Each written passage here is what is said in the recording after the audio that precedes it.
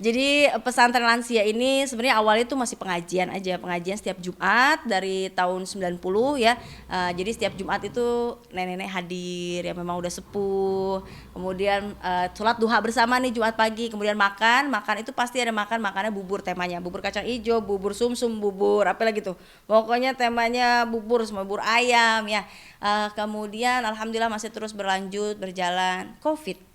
Covid itu kurang lebih ada 2,5 tahun ya, dan itu Covid juga masih tetap di tahun ketiganya pun juga masih hati-hati sekali. Pas Covid itu lansia pun berhenti untuk ngajinya, dan qadarullah Allah panggil 4 anggota keluarga saya ini wafat di masa Covid, termasuk nenek.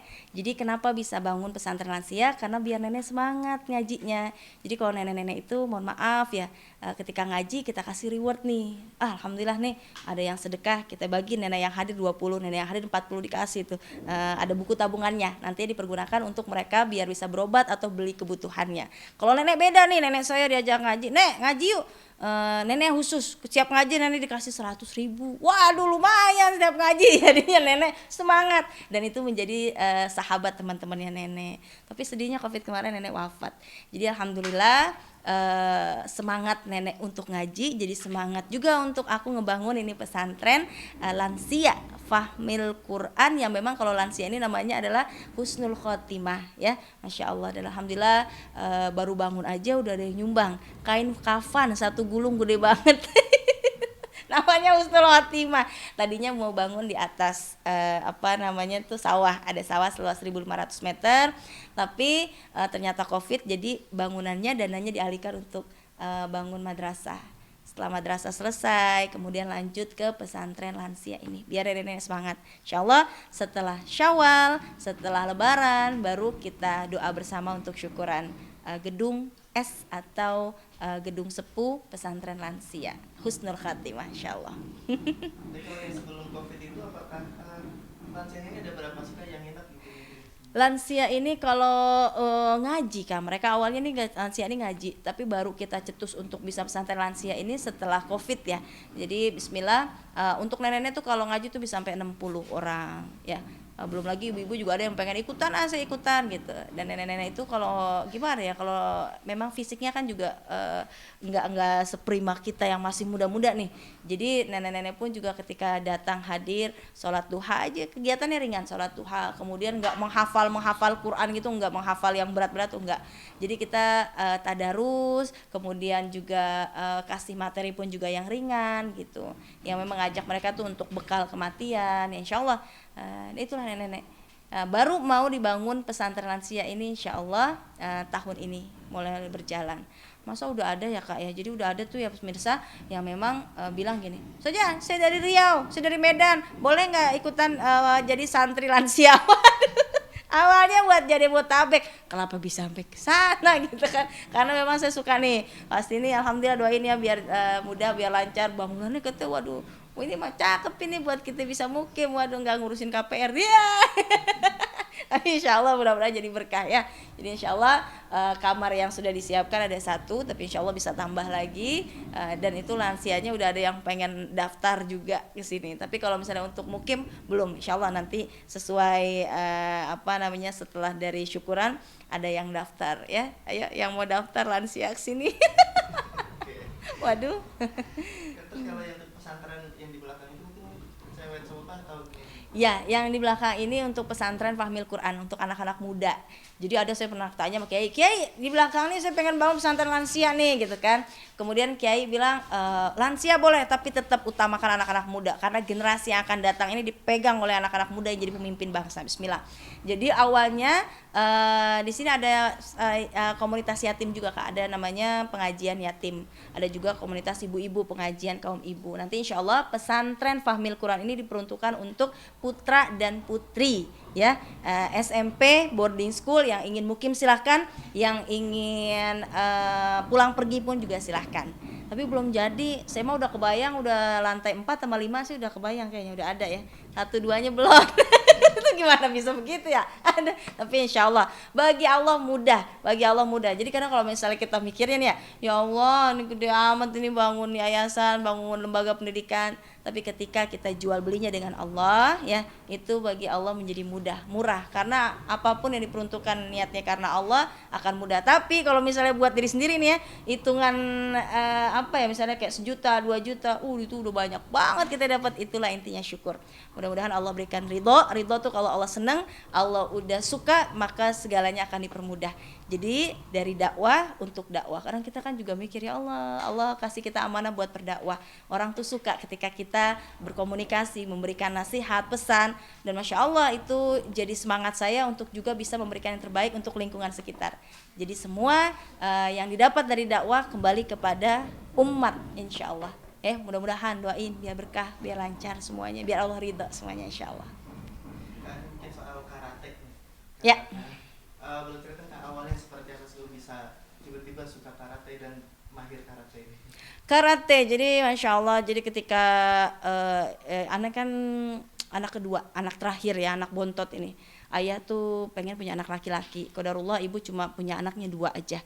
Jadi saya dididik dari ayah nih untuk menjadi anak yang tangguh ya. Jadi kayak saya sendiri tuh yang diajarin main bola, yang dipakein celana panjang sama sepatu bola, yang dikasih rollerblade gitu kan, sepatu roda gitu. Jadi karena emang ayah pengen punya anak laki-laki, saya dijadikan anak laki-laki oleh ayah ketika kecil gitu kan. Ibu saya bingung, ini kenapa nih anak cewek, kenapa jadi tomboy? Akhirnya saya dimasukin ke pondok pesantren, lulus madrasah, masukin ke pondok pesantren. Alhamdulillah menjadi wanita seutuhnya ya, jadi pakai gamis, pakai kerudung, masya Allah. Kemudian dakwah, itulah artinya karate ini adalah kegiatan yang saya suka. Dari ayah ini saya belajar disiplin.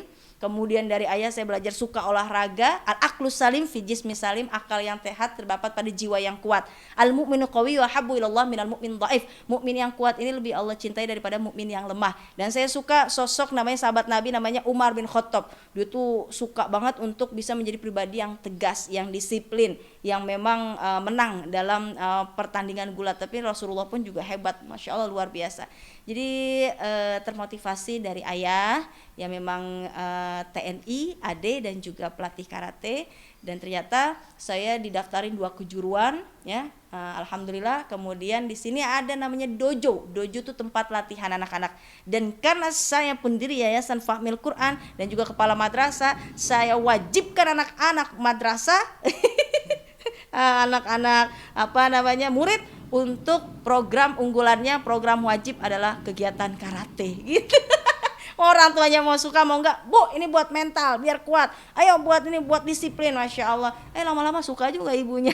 Anaknya baik, masya Allah. Itu awalnya ya. Jadi apapun harus dipaksa, apalagi kebaikan harus dipaksa. Ujung-ujungnya ntar juga enak, dia nyaman, masya Allah ya. Itu salah satunya bekal kita harus punya kekuatan. Jadi biar enggak lembek, biar enggak males, biar tidak rapuh, harus semangat jadi muslim tuh. Dari karate saya belajar disiplin, dari karate saya belajar hormat kepada sensei senpai gitu ya, sopan santunnya. Dari karate saya belajar untuk jiwa kompetitif. Wah saya pertandingan, mau babak belur gimana juga sama ayah saya mah udah yang penting tanding, maju, hadepin hidup begitu, never give up begitu. Agak serem sih ya, tapi itulah semangatnya. Muslim harus kuat, muslim harus bisa orientasinya ke depan, muslim harus bisa manfaat. Dari karate itu masya Allah luar biasa. Jadi ini saya mengajak juga untuk bisa karate. Ngajar juga berarti? Ngajar juga saya, bahkan senpai-senpai yang lain ya, sensei saya yang dulu ngelatih saya sabuk putih, sensei ngelatih di dojo saya nih, dojo Fahmil Quran namanya. Akhirnya alhamdulillah ngelatih juga, bahkan ajak sensei yang lain. Dan kita ada namanya ujian kenaikan tingkat Kak, tiap semester tuh ujian kenaikan tingkat. Ada berapa anak ikut ujian besoknya begitu, apalagi sabuk putih harus naik ke sabuk kuning. Insyaallah. Jadi ada keningkatan. Mereka tahu bahwa hidup itu berproses, semakin naik, dan ada yang namanya perjuangan. Dari karate itu insyaallah mudah-mudahan berkah. Jadi semangat. Nanti di Hafiz Indonesia juga ada karatenya. Saya ajak Abi Amir dan juga Syekh Husain pakai baju karate. Mereka mau pakai baju. Rendangannya juga pokoknya gado-gado dimakan Bang Mamat, pakai bajunya alhamdulillah, tapi gerakannya bodo amat, yang penting latih, belajar insyaallah. Kalau lu sendiri sabuk apa nih Kak? Sabuk hitam Kak, alhamdulillah. Saya di 2 kejuaraan sabuk hitam, cuma masih dan satu insyaallah mudah-mudahan bisa ikut ujian untuk naik dan 2. Jadi kan ada tahapannya. Kalau udah hitam tuh ada dan 1 dan 2, insya Allah masih bertahap ya, insya Allah mudah-mudahan semangat. Tapi sudah dapat izin kalau sabuk hitam untuk bisa melatih kohai ya, anak-anak yang masih sabuk putih, kuning, hijau, biru, insya Allah. Masya Allah, ini bulan puasa, bulan kita untuk melatih kesabaran ya. Masya Allah nih ada Kak Natasha Rizky nanya, gimana kalau misalnya puasa nih kita marah-marah kepada anak ya. Mohon maaf, puasa ini menahan. Secara bahasa artinya kan puasa al-imsak, menahan. Kalau misalnya ada tingkatannya, paling awam saja menahan ini lapar, dahaga, syahwat ya. Itu sudah yang awam, tapi insya Allah mudah-mudahan dari tahun ke tahun seharusnya kita bisa meningkat ya. Kalau misalnya puasanya batal apa enggak, kalau marah-marah enggak batal ya, cuman mohon maaf kualitas puasanya jadi berkurang karena kita pengen naik lagi kualitas puasanya, enggak yang awam tapi yang khusus spesial. Ada yang spesial itu menahan lapar, dahaga, syahwat plus anggota tubuhnya puasa. Ya kan, jadi matanya puasa, jangan lihat yang haram, yang syubhat, jangan lihat yang nggak manfaat. Tangannya juga lebih banyak pegang Quran, tasbih gitu. Kakinya melangkah ke masjid, ke tempat yang baik gitu kan. Mendengarnya juga di bulan Ramadan lebih yang manfaat lagi. Tapi mohon maaf, ada lagi tingkatan lebih tinggi nih, ranking 1 para ambia kualitasnya, kualitas puasa para nabi yakni menahan lapar, dahaga, syahwat anggota tubuh plus hatinya pun juga berpuasa. Ini berkaitan dengan yang tadi Kak Caca tanya, aduh gimana nih kalau misalnya puasa tapinya marah-marah ke anak. Nah ini insya Allah mudah-mudahan kita puasa juga hatinya, sabar, syukur, tahan amarah kan gitu ya. Jadi insya Allah mudah-mudahan imbas juga ke puasa hati ya. Karena kenapa? Wah efeknya luar biasa Kak. Awalul qadab judun wa akhiruhun nadam. Awalnya marah ini adalah kegilaan. Ada nggak yang marah ini ketidakwarasan? Jadi yang marah ini mohon maaf dari lisannya aja keluar kata-kata yang kotor. Berarti nggak puasa dari segi kualitas anggota tubuhnya. Kemudian tangannya pengennya rasanya nih mukul, kakinya pengennya nendang. Itu dari puasa hati bisa imbasnya ke tangan, ke lisan.